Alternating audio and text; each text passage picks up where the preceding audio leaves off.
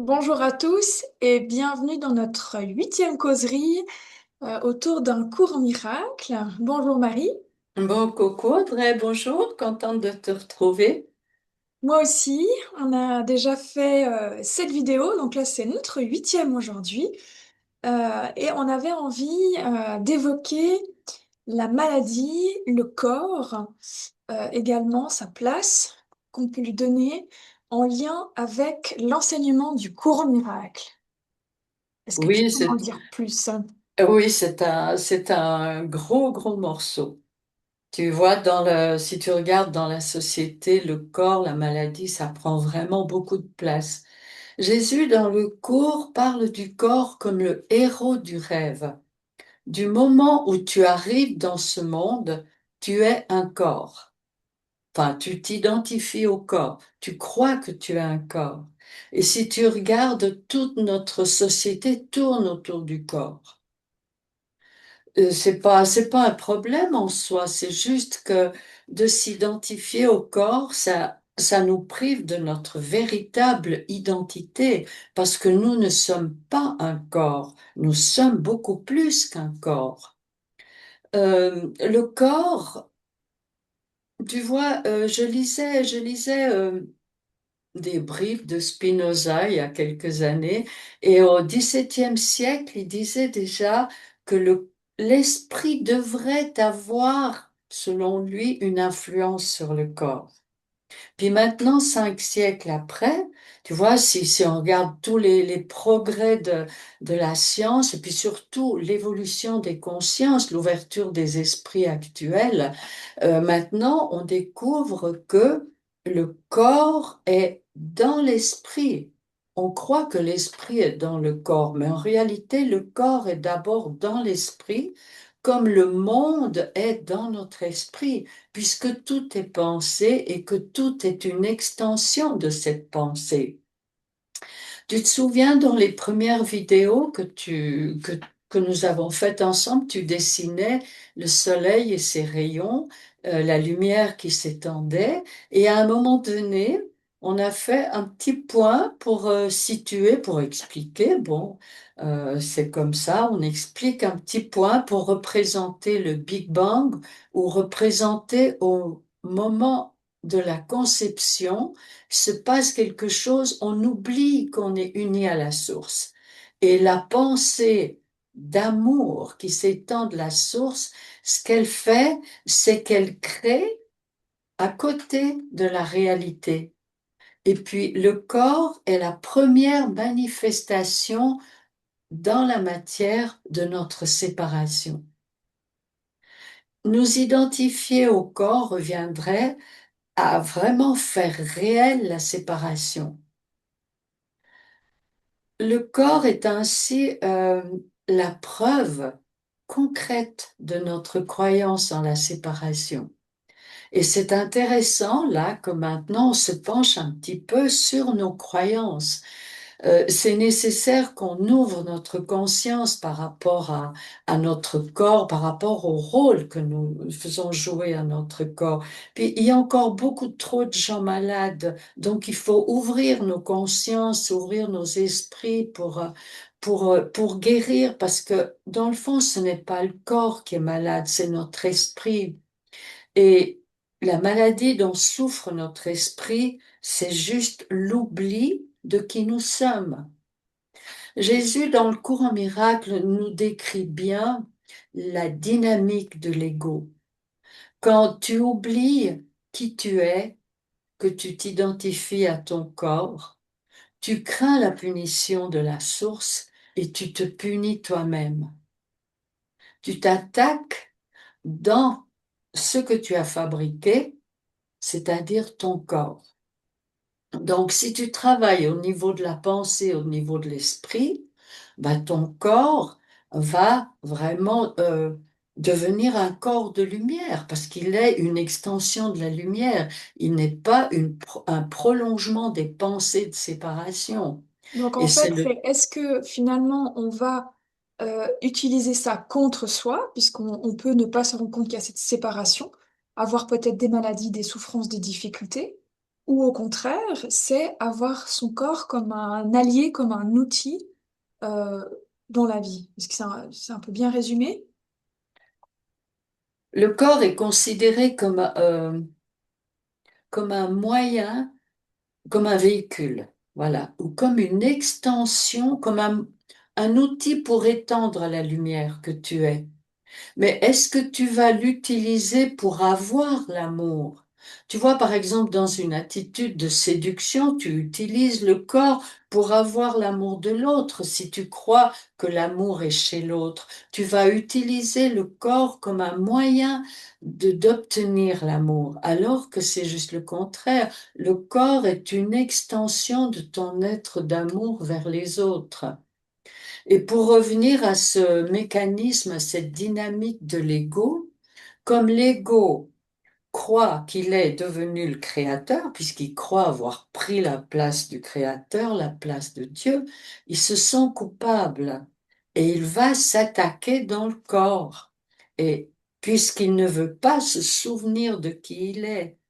Et ça, moi qui ai la chance de faire ce travail depuis de nombreuses années, j'ai vraiment pu développer le réflexe assez rapide, tu vois, de découvrir quand je me sens coupable, je m'attaque. Oh mais non, mais ah non, tu dois pas faire ça. C'est comme si je veux me détruire dans mon royaume. Et tout ce qui est attaque est une réaction de culpabilité de la part de l'ego qui se sent coupable d'avoir pris la place de Dieu. Tu vois, en te parlant maintenant, me vient l'idée que tout au début de nos vidéos, on a parlé, où je pense que je t'avais répondu, tu m'avais demandé si le travail du cours était fait pour tous, puis j'avais répondu oui et non. Oui, il est fait pour tous, tout le monde peut le faire, tout le monde pourrait le faire, et c'est nécessaire à un moment donné de le faire pour dénouer les mécanismes du mental. Mais en même temps, tout le monde n'a pas envie de le faire.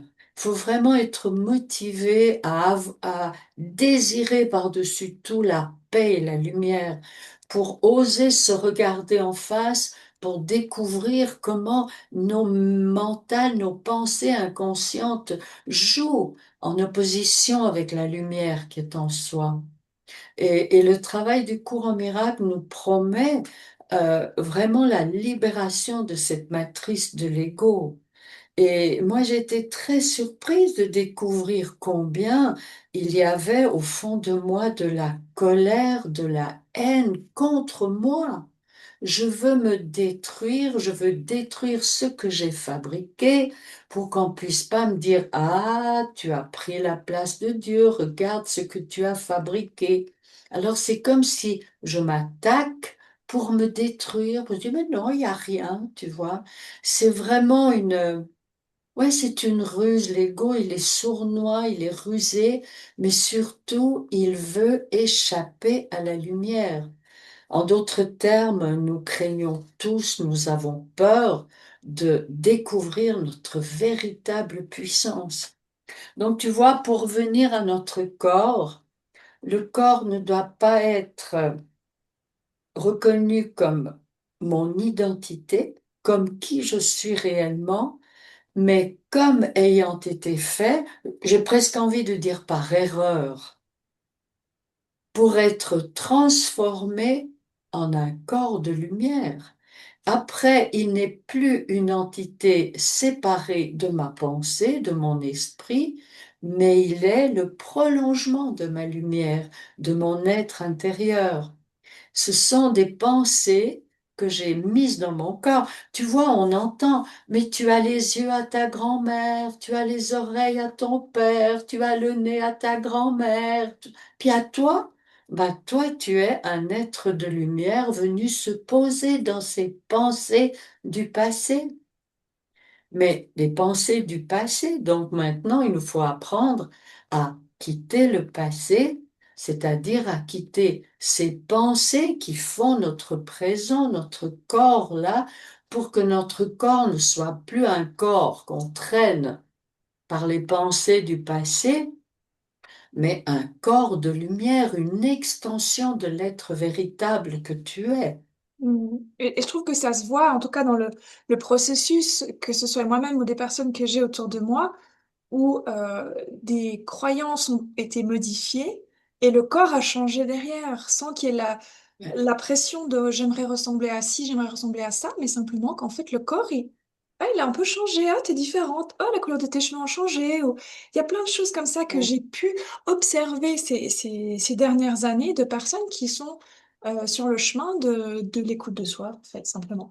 Et le corps y suit, et c'est beau de voir que quand on lui met moins la pression, il va évoluer, il va changer, on va être mieux dans son corps, aussi grâce à ça. Oui, c'est tout à fait ça. Parce que tu vois, on a cette croyance que Dieu, que la lumière, que le bonheur, c'est ailleurs. Et puis qu'ici, ben, ok, on va ramer un peu, on va souffrir un peu, et puis après, on verra. Mais non, c'est maintenant. Alors, le message de Jésus dans l'Évangile, il l'a déjà dit. Quand il a parlé au bon larron sur la croix, il a dit, mais aujourd'hui même, tu seras avec moi dans le paradis.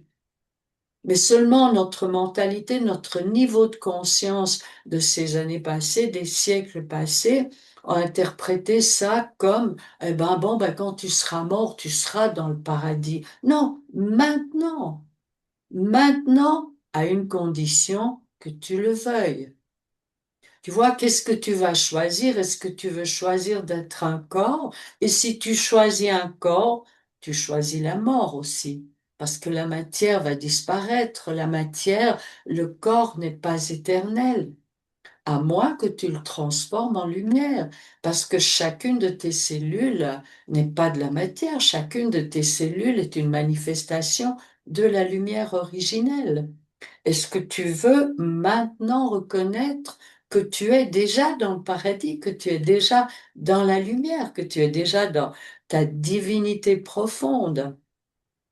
Alors, c'est vrai que c'est difficile de parler à quelqu'un qui est malade. Je pense à quelqu'un qui aurait le cancer en phase terminale, de lui dire qu'il a voulu cette maladie.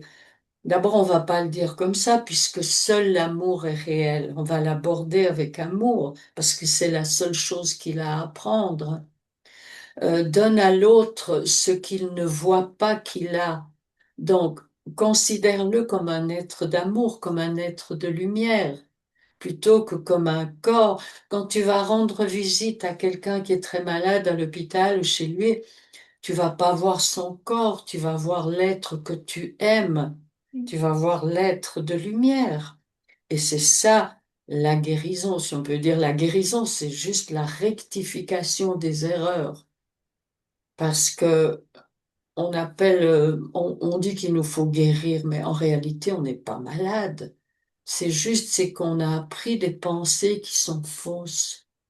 Et ces pensées erronées, elles doivent être rectifiées par un entraînement de notre esprit à voir autrement les choses. Le travail que je fais depuis plusieurs années, c'est simplement ça.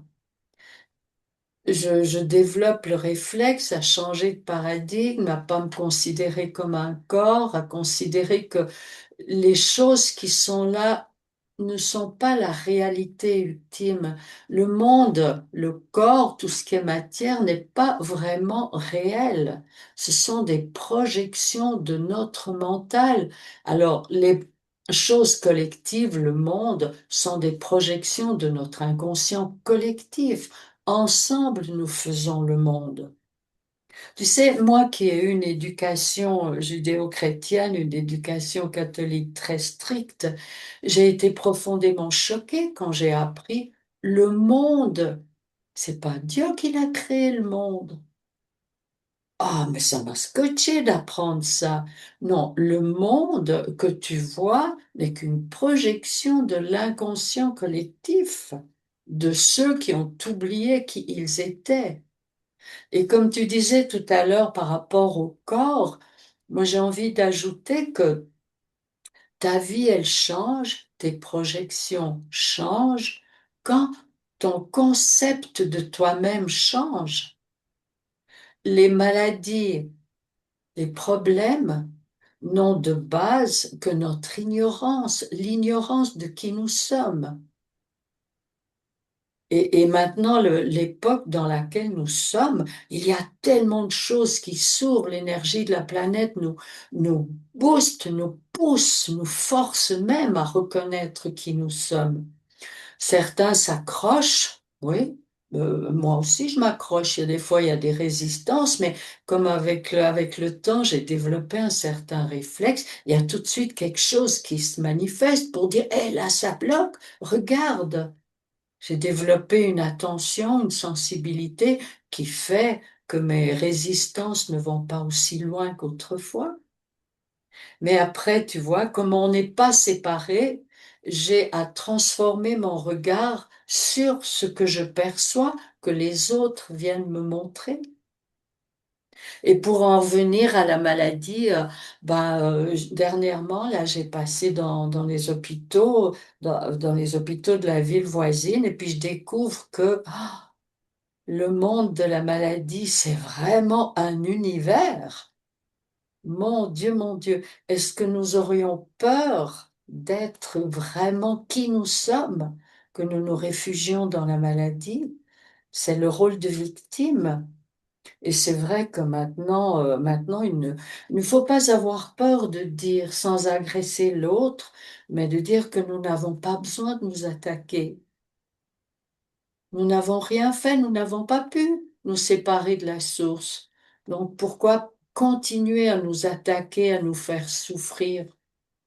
Parce que le Dieu que nous cherchons, le bonheur, la lumière que nous cherchons, il n'est pas ailleurs.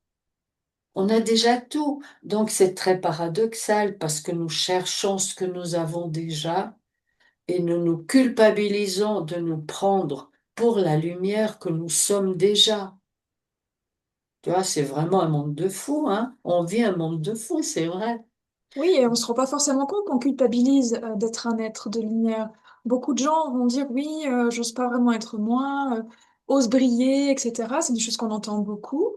Mais faudrait déjà le conscientiser, en fait, s'en rendre compte, en fait, qu'il y a cette culpabilité Oui, qui peut être là, oui, que en fait, on est dans la séparation, qu'on attaque son corps. C'est des choses qui ont du sens, mais parfois, quand on le vit, c'est plus difficile de le décrypter, de le percevoir, euh, de savoir que c'est ça, en fait, qui a créé tel ou tel problème, ou maladie. oui. Tu vois pourquoi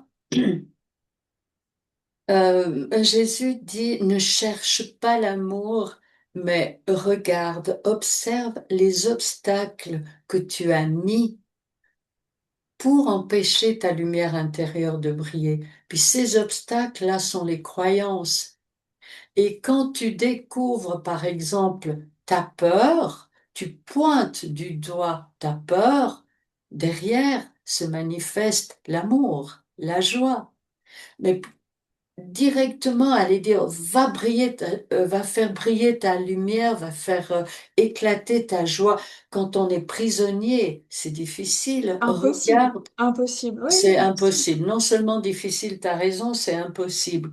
Donc, si tu regardes de quoi sont faits les barreaux de ta prison, ben là, tu peux commencer à les défaire. Tu as certainement remarqué, quoi. Tu vois, si tu rentres d'une visite chez quelqu'un qui t'a blessé, puis t'es toute refermée sur toi, tu viens me voir, et puis je dis, brille ta lumière, éclate, Audrey, puis toi, t'es blessé, t'as mal, t'es toute ratatinée sur toi. Ce qui va t'aider, c'est que j'aille te rencontrer là où t'es blessé.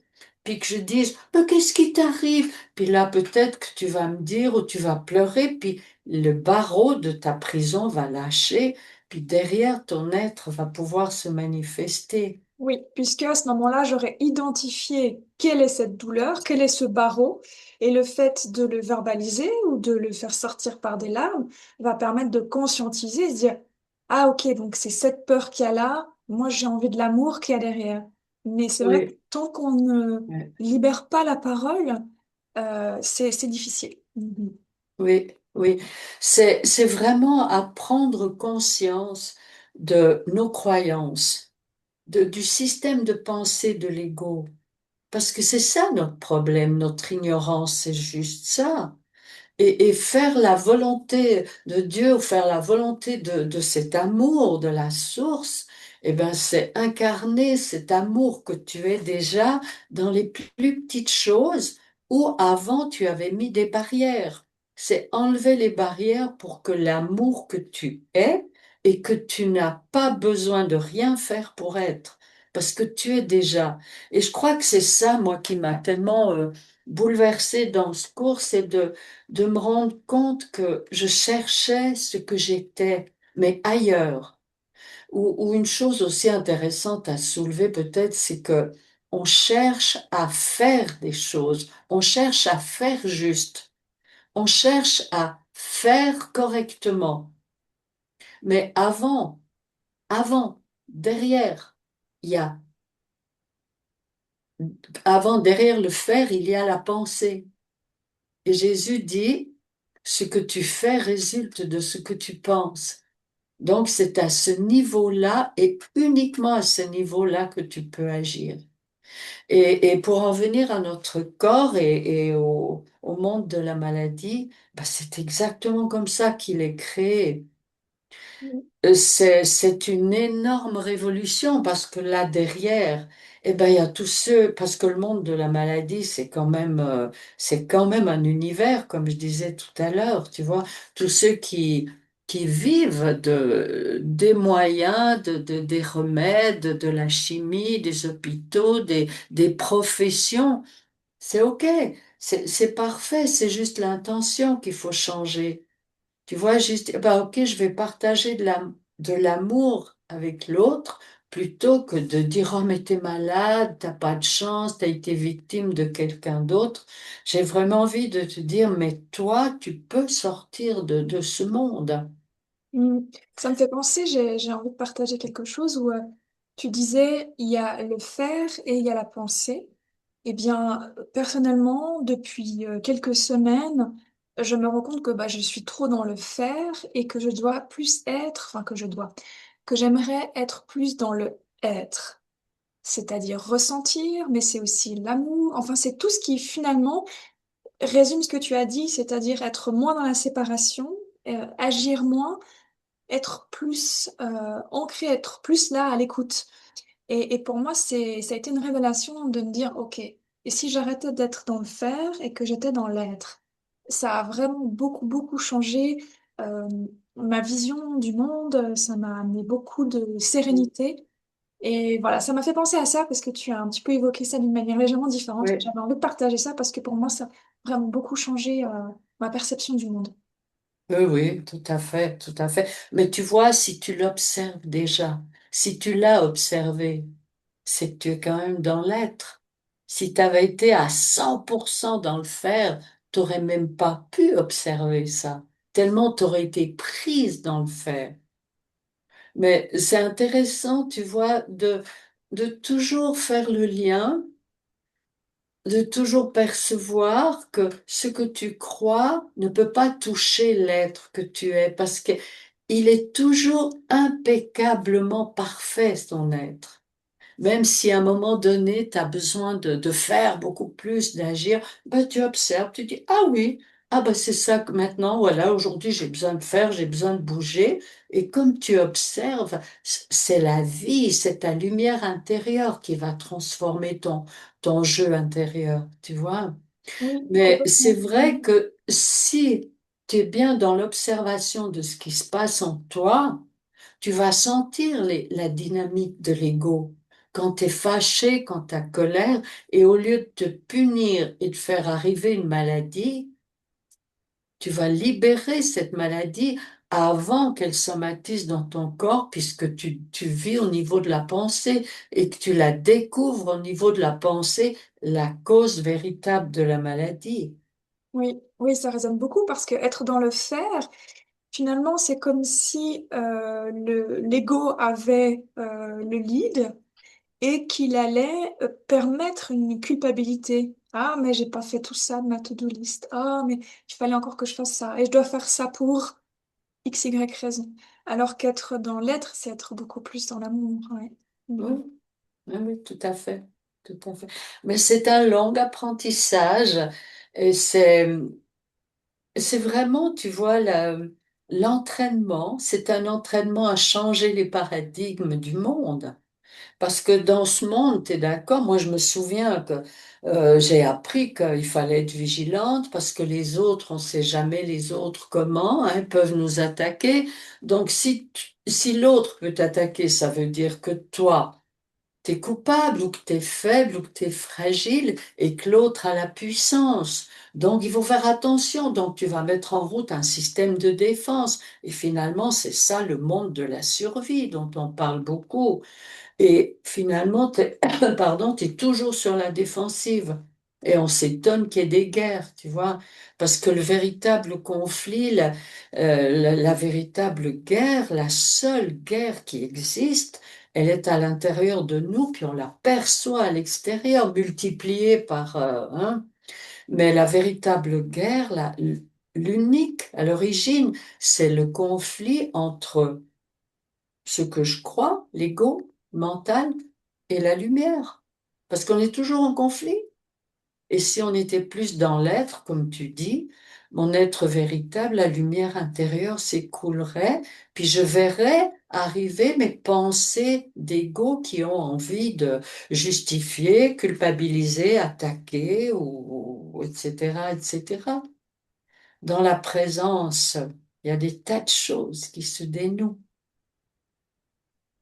Mais tu vois, il y a peut-être une chose aussi que je veux ajouter par rapport à la maladie.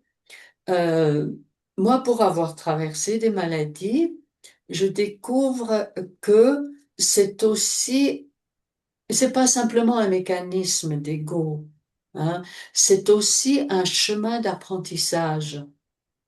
Tu vois, ça peut être un choix, c'est en tout cas un niveau de conscience. Je pose ma conscience ou mon niveau de conscience sur le corps et je vais expérimenter ce qui se passe en étant malade. Tu vois, c'est pas quelque chose qui arrive qu'il faut absolument empêcher d'arriver. Ça Non. peut être une décision, tel un chemin pour être moins dans la séparation. C'est ça, c'est ça. Parce que tu as remarqué déjà, c'est que quand on est malade, ben, il y a beaucoup de gens, on fait beaucoup de choses quand on est malade. Le médecin qui s'occupe de toi, les infirmières si tu es hospitalisé, la pharmacienne, à la famille. Dans la famille, il y a des gens qui viennent te rendre visite dans ta chambre, tu vois, qui s'occupent de toi. C'est aussi un apprentissage. Tu peux apprendre par la maladie ce que tu aurais pu apprendre autrement. Donc, c'est à ne pas considérer la maladie comme quelque chose qu'il faut absolument éviter. Si c'est là, c'est que tu y as consenti parce qu'il y a quelque chose de bon pour toi. Tu vois, c'est vraiment changer de paradigme parce que on a considéré la maladie comme quelque chose de terrible, hein. Il faut absolument pas que ça vienne. Et puis, depuis quelques années, où le développement personnel commence à s'étendre beaucoup dans la société, on dit, ah, mais la maladie, et puis on a tendance à montrer du doigt et à culpabiliser celui qui est malade.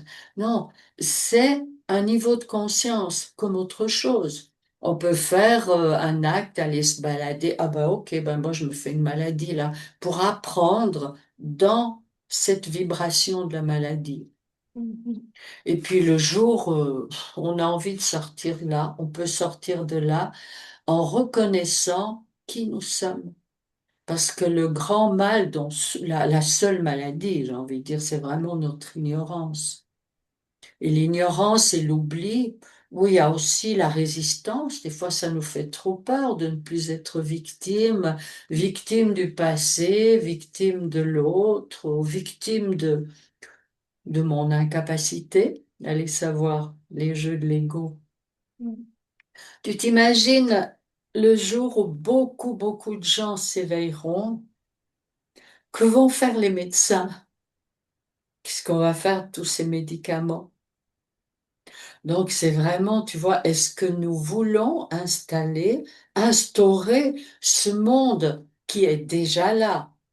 Donc plutôt qu'instaurer, ça serait révéler ce qui est déjà là pour que ce qui n'a rien à faire, ce qui est irréel, s'en aille se défasse, pardon.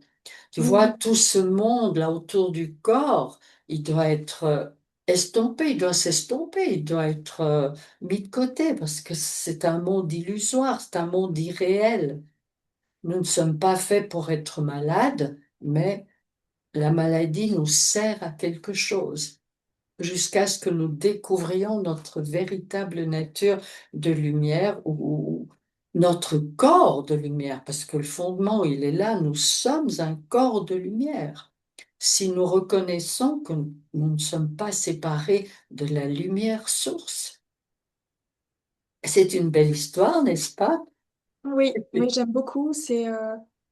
Ça permet de vraiment comprendre le message du courant miracle et puis de comment. Ouais. Bref, c'était magnifique. Je crois que je ne vais pas résumer davantage. C'était vraiment très intéressant. Merci beaucoup. Tu sais, il y a une chose qui me vient maintenant, c'est que il n'y a rien de mauvais, il n'y a rien de négatif, mais certaines fois, tu vas chercher dans la maladie l'amour que tu as déjà. Donc tout est parfait. L'amour que tu as oublié, qui était. L'amour que tu as oublié. Et Mhm. tu prends, tu vois, ça serait une excellente définition de la maladie, c'est que tu prends ce moyen pour obtenir ce que tu veux. Tu veux obtenir l'attention des autres, l'amour, mais tu es déjà amour. Tu vois, c'est juste magnifique. Mhm. Si on n'oubliait pas qui on est, si on se le rappelait, parce qu'on peut se rappeler à 7 heures le matin, puis à 7h05, tu as déjà oublié, hein. Oui. Si notre seule préoccupation était vraiment de nous rappeler qui nous sommes, ben, il n'y aurait plus de problème. Il y aurait plus de problème, on ferait que s'amuser, on ferait la fête. Ce monde, le monde de la forme qui est là, qui a été créé par erreur, pour reprendre l'expression de tout à l'heure, il deviendrait un moyen de nous unir, de nous rencontrer, de célébrer la lumière. Et tu sais, je réfléchissais dernièrement là aux religions. Je pense que maintenant, l'époque dans laquelle nous sommes est en train de saisir que Dieu n'est pas la propriété des religions. Parce que je vois qu'on a mis les religions de côté, puis on a voulu innover totalement. Non, dans les religions, il y a l'essentiel. Alors, gardons l'essentiel, parce que Dieu n'est pas la propriété de la religion, il appartient à tous, puisque chacun est une manifestation de Dieu. Donc, allons à la réalité de qui nous sommes et nos problèmes vont s'estomper.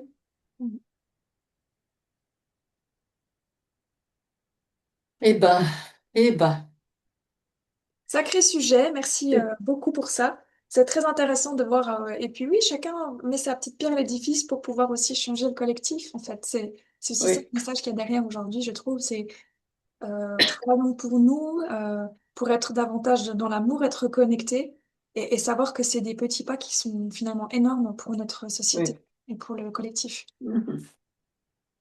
Mm. Eh bien, merci beaucoup pour ce magnifique partage. Merci à toi, Audrey. Au revoir. À bientôt, au revoir.